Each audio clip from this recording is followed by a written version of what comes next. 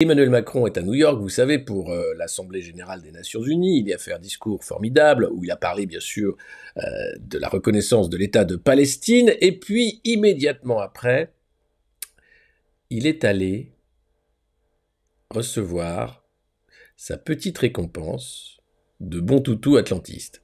Et il est donc à l'Atlantic Council où il a reçu le Global Citizenship Award. Eh oui. Oui. Avant lui, Ursula von der Leyen l'avait reçu également. Mélanie l'avait reçu également. Et je ne sais plus qui d'autre. Mais enfin, c'est tous les bons acteurs de l'axe transatlantique qui sont récompensés pour leur travail. On peut comparer ça à l'employé du mois chez McDo. C'est un peu le même truc. Donc là, il a son petit trophée. Je ne sais pas qui lui a remis, mais on va écouter le discours déjà. Enfin, le discours. I would say when we speak about global... Alors, attention, c'est encore Macron qui parle anglais. Je sais, pour certains, c'est insupportable pour tout le monde. Mais, when we're going to take one again, and fancy around the world. Il a, je sais pas ce qui s'est passé avec son anglais, mais voilà. Alors, attends, je vais voir. Atlantic Council Award. Atlantic Council... Macron Award, savoir qui était un peu son parrain, parce qu'ils ont toujours des parrains. Qui lui a remis son merdier? Three leaders shaping the global future. Waouh, c'est génial. Alors, on a eu quand même donc Milei, les trois qui l'ont reçu cette année. Milei, le président argentin, Macron et Infantino, le président de la FIFA. Voilà. Parce que c'est donc toute leur contribution, en fait, au global citizenship, au fait que le monde est une petite planète où tout le monde est content, et voilà. Et donc... Ah ouais, d'accord. Il y a tout un discours. Mais je sais pas, il n'y a pas la photo. Il y avait une photo de groupe. Bon, écoutez, on va écouter les conneries. Déjà, c'est beaucoup pour le matin. Top Moumout. Citizenship in the current world, it could be a big problem for you. Because being global is not so good for a leader today. And let me first say, but it was perfectly phrased by my predecessors here, that you can be a global leader deeply rooted. And you can... Sans déconner, tu peux être un leader global, mais profondément enraciné. À Amiens, ça dépend où est-ce que tu es profondément enraciné. Parce que là, franchement, Macron, on n'a pas l'impression qu'il aime beaucoup son pays. D'ailleurs, on ne sait pas quel est son pays. Si c'est les États-Unis, oui, alors dans ce cas-là, il le fait bien. Mais si c'est la France, il y a un problème. Believe in patriotism and defend your country without being a nationalist. And this is a big deal. Il faut pas être un nationaliste, c'est mal. Il faut aimer son pays, mais dans le cadre de l'Union européenne. Quand le pays est une petite région de la globalité européenne. Attention, sinon c'est mal d'être nationaliste. Le nationalisme, c'est la guerre. L'européisme, c'est la paix. Bof. Difference. Bravo! And the big difference is that being full of patriotism makes you loving your country, but without attacking the others. Which is Putain, mais son anglais est calamiteux. Quand il est arrivé, il parlait mieux anglais. Alors, je sais pas si c'était une blague encore ou quoi, mais là, c'est devenu une calamité. Macron qui parle anglais, c'est run again. Je ne comprends pas. Normalement, c'était pas censé perdre aussi rapidement. C'est fou. Difference with a nationalist guy. And this is why I'm here in front of you as a clear patriot for France, but as a strong advocate for Europe and a strong believer in global cooperation and in this global order. Oui, ben ça, on a bien compris. The global order. Il aime bien l'ordre global. Et il aime bien l'ordre européen. Et par contre, le chaos en France, il adore aussi, puisque c'est lui qui est à l'origine de toutes les scènes de chaos qu'on a pu voir par sa politique antisociale. Un narrateur au lieu de sa voix. Si tu veux, j'enlève la voix, parce que... Non, mais en même temps, c'est bien de voir un peu le niveau de... Voilà, c'est l'employé du mois chez McDo, il fait son discours, soyez sympa, c'est pas tous les jours qu'il y a un prix, que les gens l'applaudissent, que bon, il y a des gens autour de lui qui l'aiment. Là, il a vu son copain Zelensky, il a vu son copain de Daesh. Bon, tout va bien, donc Al-Qaïda, pardon, soyez sympa, merde, quoi, ça va. A global leader is not global. And I'm quite well known in France for the en même temps. No, you're known in France for violence. And you're known in France for, what the fuck is this chaos, Emmanuel? Which means at the same time, and a lot of people reproach me to have a sort of ambiguity with that. No, you can refuse to make stupid choices, and you can refuse stupid alternatives. You can love your country and love to cooperate with the others. It's just the matrix of being a global citizen. C'est n'importe quoi, mais quel paquet de conneries. Mais évidemment que tu peux aimer ton pays et coopérer avec les autres et éviter la guerre. En revanche, être nationaliste, c'était pas un gros mot. Aimer son pays, c'est pas juste se faire la carpette ou obéir. C'est pas juste dépenser des milliards pour une guerre qui n'est pas la nôtre. C'est pas juste continuer de s'attaquer de manière permanente dans les petits soucis du quotidien aux Français, dans ce qu'ils ont de plus simple. Voilà, c'est juste ça. Enfin, merde, quoi.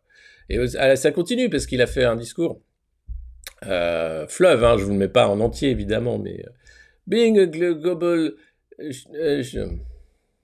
I would say, when we speak about global citizenship in the Ah non, current c'est la même. world, Pardon. it could be a big problem for you.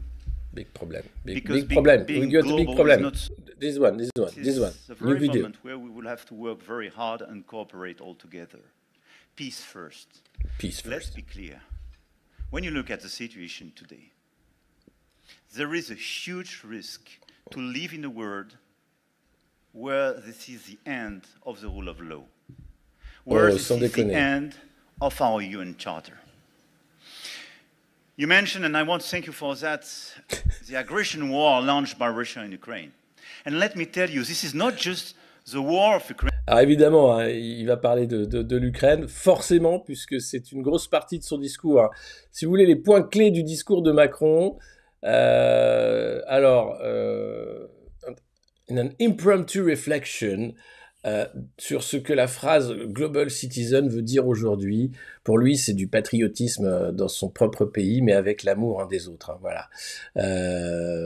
Ensuite, la paix qui a été brisée par la Russie avec cette guerre d'agression en Ukraine est une guerre existentielle pour les Européens. C'est le moment où il fait la retape, hein, évidemment, de la politique de Washington. D'ailleurs, Trump a immédiatement lancé un os à ronger de tiens, les Européens, c'est votre guerre, pourquoi vous faites pas la guerre jusqu'au bout contre la Russie, vu que nous, maintenant, on a foutu la merde et on s'en va. Et évidemment, les Européens, enfin, les leaders européens vont se jeter sur cet os à ronger et continuer la machine d'achat d'armes et de broyage de vie qu'on appelle la guerre. Et puis, il a parlé, bien sûr, des otages, du Hamas, en disant qu'il y avait urgence d'un cessez-le-feu et que la reconnaissance de l'État palestinien était important pour ne pas faire un double standard. Et puis, il a dit que voilà, les démocraties n'étaient pas en bonne forme.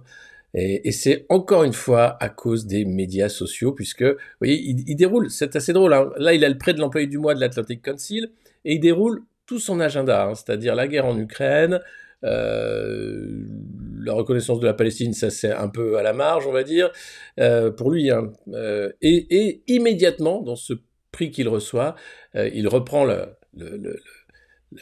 pour la paroisse globale, hein, l'évangile davosien, et donc il explique que c'est les médias sociaux, les réseaux sociaux qui sont très dangereux, et il dit, moi je refuse que la France soit gérée par les algorithmes. En même temps, quand lui-même est une parodie, c'est compliqué, hein. Voilà. Et pour parler de valeurs démocratiques. Ah, et ensuite, c'est bien, puisque le patron de BlackRock qui était là, Lawrence Fink, a dit que no French leader has led his country at a more pivotal time since World War II. Voilà. Donc le patron de BlackRock était là pour féliciter son élève. Hein. Vous savez, c'est comme les seigneurs Sith, hein, dans Star Wars. Et il était là pour recevoir son prix. Bien, maintenant tu vas aller me flinguer tous ces putains d'Ewoks. Ok. Très bien. La force est fort, oui, c'est les... Ukrainian people. They are so brave, and we all admire them tonight. And please applaud them. Bravo, bravo. This is obviously an existential war for the Europeans, because this is our security which is at stake. But this is a war for everybody in this world. Ah oui, c'est une guerre pour le monde entier, évidemment, puisque c'est celle qui va rapporter le plus de milliards aux globalistes. Donc forcément, il faut vraiment faire en sorte qu'elle pourrisse pour arriver à la Troisième Guerre mondiale. Ça me paraîtrait bête de gâcher l'opportunité. On est en 2025, si on peut faire 2026, 2032, 6 ans de guerre nucléaire, là ce serait vraiment une calamité, ce serait dommage de se priver de cette occasion quand même. Because if you remain passive, if you don't react to this aggression war against the sovereignty, the territorial integrity of Ukrainian people, it means just that you renounce to the UN Charter. Ah, mais alors, ouf, de dingue! Qu'est-ce qui se passe au Liban? Qu'est-ce qui se passe en Cisjordanie? Mais c'est ouf dingue! Mais pourquoi on respecte pas non plus toutes ces directives de l'ONU? Mais qu'est-ce qui s'est passé à Chypre? Mais dingue aussi, quoi! Waouh! Donc oui, cette guerre d'agression, comme Macron l'appelle, qui est vue de ce côté-là, il n'y a que cette guerre, en fait, qui l'intéresse. Toutes les autres guerres, Yémen, etc., bon, mais ça rappelle un peu la façon dont la première guerre d'Irak avait commencé, mais cette fois-ci, là, les Américains y étaient allés franco, avec la coalition, l'OTAN, enfin, comme d'habitude, parce que Saddam Hussein avait envahi le Koweït, qu'il considérait comme un territoire irakien. On est vraiment dans un discours fait pour satisfaire les maîtres. D'ailleurs, le patron de BlackRock a bien dit qu'il était génial, ce président inutile. And the day after, what is your guarantee not to live in the Wild West? Nothing. So our duty as free nations, as member of these United Nations, it's clearly to back the Ukrainians in this resistance. To back the Ukrainians in order not just to resist, but to recover their territory and their integrity. Je ne comprends rien, ça grésille. T'as l'impression que c'est une mouche, quoi, le truc. C'est fou. Bien sûr, il a un prompteur. Oui. Et il parle du Far West, alors que, en l'occurrence, c'est la loi du plus fort. Les mecs font comme s'ils découvraient aujourd'hui que c'était la loi du plus fort. Il y avait, ce matin, c'était Le Drian, tiens, qui était sur France Inter pour dire « Ah, mais c'est incroyable quand même, comment on peut tolérer un monde où the rules of law, the rule international rule of... » Incompréhensible. Écoutez Le Drian. Ils sont allés chercher Le Drian sur France Inter. Nous sommes dans un basculement de l'histoire. Le 80e anniversaire des Nations Unies marquera la violence de ce basculement. Les principes fondamentaux sur lesquels vivait ce qu'on appelait encore il y a quelque temps la communauté internationale. Je ne suis pas sûr que le concept aujourd'hui soit très porteur. Les fondamentaux sur lesquels nous vivions depuis 1945 sont en train de s'écrouler, de s'ébranler, avec le renoncement au multilatéralisme. Le multilatéralisme, c'est les États se respectant eux-mêmes qui agissent ensemble pour le bien commun planétaire. Ah ouais, c'était ça quand, en fait? À quel moment les États se respectaient dans un monde heureux de bisounours? Ça a toujours été la guerre, en fait. À plus ou moins d'intensité, avec plus ou moins de pays, mais globalement, je ne crois pas que la planète ait connu une période de paix entre humains. Les humains passent leur temps à se mettre sur la gueule. Et pas pour des valeurs, pas pour les international rule of law, non, pour l'argent, pour le pétrole, pour le gaz, pour les terres rares, pour les ressources en général. Voilà. Il n'y a jamais eu une guerre pour les valeurs. Généralement, c'est préempté. Ah, peut-être, on va dire les croisades, parce qu'il fallait récupérer la Terre Sainte. Entre-temps, on commençait, c'était bien aussi de piller quand même en chemin. C'était pas non plus un truc... voilà, évangéliser le reste de la planète et massacrer les populations indigènes. formidable. La colonisation qui a apporté tous ses bienfaits, bien sûr, à ces peuples qui ne demandaient qu'à être réduits en esclavage et massacrés. Ouh là là, c'est vrai. Non, ça va, c'est bon, quoi. Donc les mecs font comme s'ils découvraient que les relations internationales, c'était un monde de dinosaures qui se dévoraient avec un cerveau reptilien de la taille d'une noisette. Comment tu veux que ça change? Ils font semblant de dire maintenant il faudrait respecter le droit. À commencer par les résolutions de l'ONU envers Israël, ce serait déjà un chouette truc. Que ce soit le climat, que ce soit l'éducation, que ce soit l'énergie, que ce soit la santé, ça, c'est en train de mourir. Ah bah oui, et globalement, le droit est remplacé par la force. Et c'était déjà perceptible il y a depuis quelques années. Là, c'est manifeste et c'est assez cruel parce que ce basculement-là, il se fait dans l'inconnu. Ah, merde. Alors, je pense qu'il y a aussi la peur de la mort qui parle. L'inconnu, évidemment, hein, c'est l'inconnu suprême. Voilà. Qu'y a-t-il quand le cerveau arrête de fonctionner? Pareil qu'avant. Qu'avant qu'il se mette à fonctionner.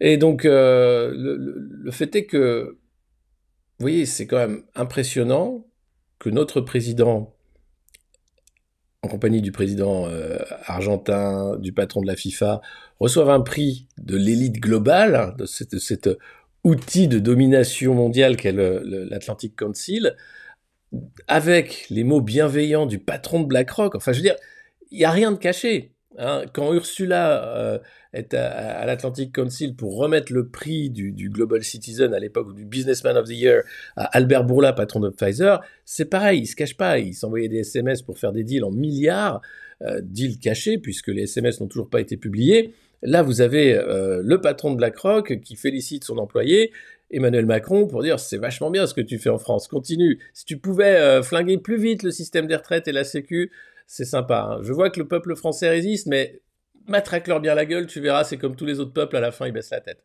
Ok. Allez, tiens, prends ton prix et casse-toi. Merci de rien.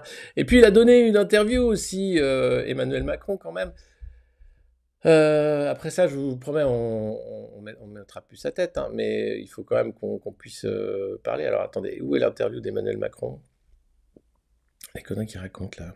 Peut-être que je l'ai pas pris. Pourtant, si, il me semblait l'avoir pris. Attends, c'est peut-être ça. Non. Ça. Non. Vladimir Poutine. Non. Ah bah merde.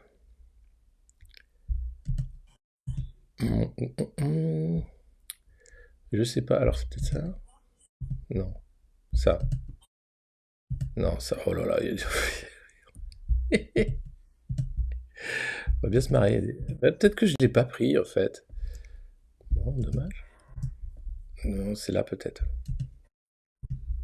Non, non plus. Non plus.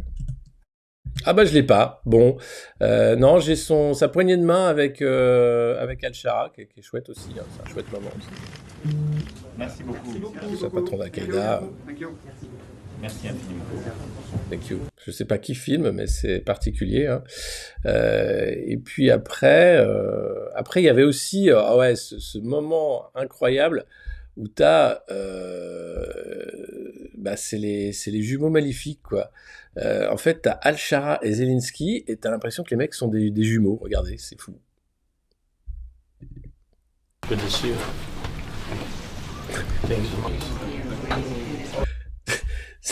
C'est dingue. Alors, il est un peu plus grand quand même, le président syrien.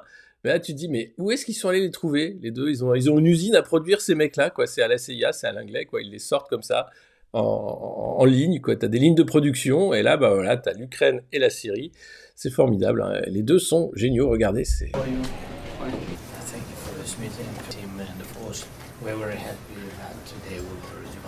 Là, on est au sommet.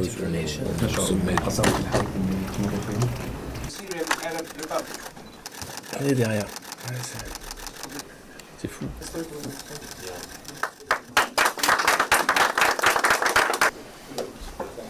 Et voilà, c'est incroyable. Merci, bravo. Il est vraiment très petit, Zelensky. C'est un truc de dingue. Et c'est voilà, j'ai pas les mots. Les deux sont vraiment sur le même moule.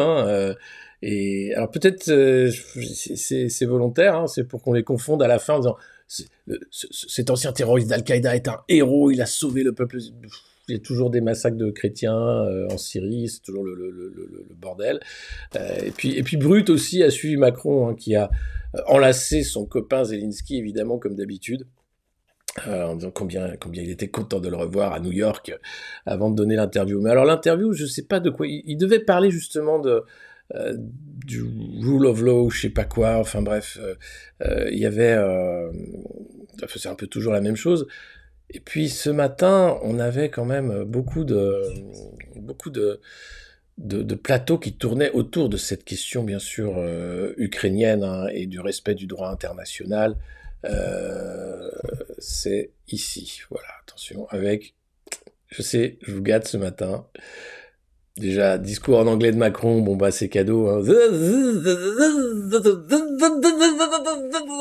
Là tu te fais, waouh, ça démarre fort,